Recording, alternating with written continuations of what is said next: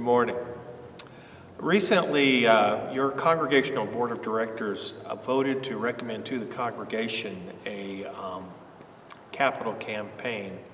Not a big one by capital campaign standards, but somewhere around $200,000. There are some things around the campus here that we really need to take care of, need to update, in some cases replace, in order to really be able to more effectively draw people to church and also to use our available space for rent to various third parties. That's really important because we have a campus here and we really have to find a way to make that as revenue neutral as possible, because they can become a tremendous drain through maintenance and ongoing costs on your annual budget. In point of fact, many congregations spend upwards of 50% of their church budget each year just on maintaining the property. So we want to not be placed in that position. So let me tell you first that I'm sitting here in the sanctuary, and the number one priority in this capital campaign is the purchase and installation of an audio-visual sound system. If any of you have been here lately, you will know that the sound system is badly in need of a lot of work. And we have tried one out, tested one out with a company that is stupendous and will make a real difference in your ability to hear me or anyone else who is preaching. So we want to do that. We also, if you look up on the wall behind me, those white panels, we can shoot a camera on those with absolutely no change, doesn't even require repainting it.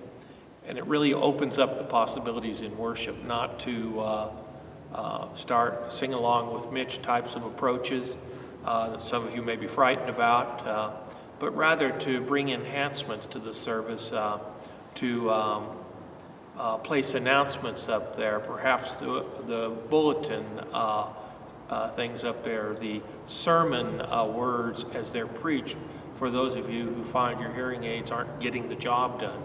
There are 1,001 uses, and in addition, the reality is that the younger folks around want the AV piece to go with the spoken word, and we're not only trying to build for the congregation we have, we need to build for the congregation we want as well.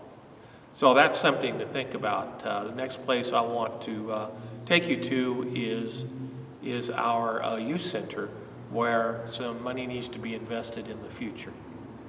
Here we are in the youth center, and I must tell you that it is in many ways absolutely wonderful space for the youth, for other kinds of opportunities, and it is very rentable space. If I go out through these doors, we've got a backyard with grass and fruit trees and barbecuing facilities, and even a basketball court.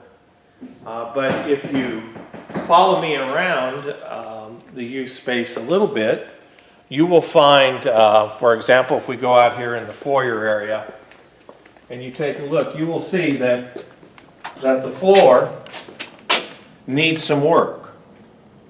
And at this point, what we need to, aside from the volunteer labor from Eagle Scouts and the congregation, the one more thing that we need to do to really bring this place up to really usable and rentable space is we need to concrete stain all the floors in this youth center. And when we do that, we'll have a minimal amount of maintenance into the future, but we'll have a wonderful, usable, and rentable space. And the cost of doing that is $17,000. And I hope that we'll get that in short order and get this done.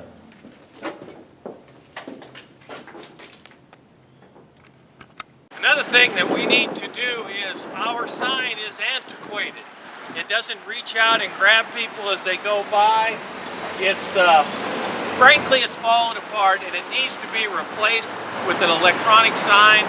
And I think the price tag on that is probably somewhere north, but hopefully not far north of $20,000.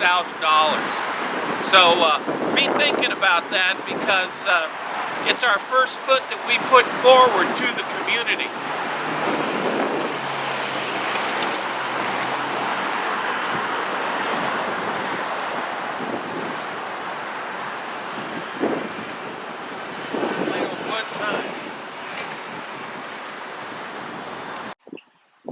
talking about the sanctuary and the youth center and the sign, we've reached the $200,000 point.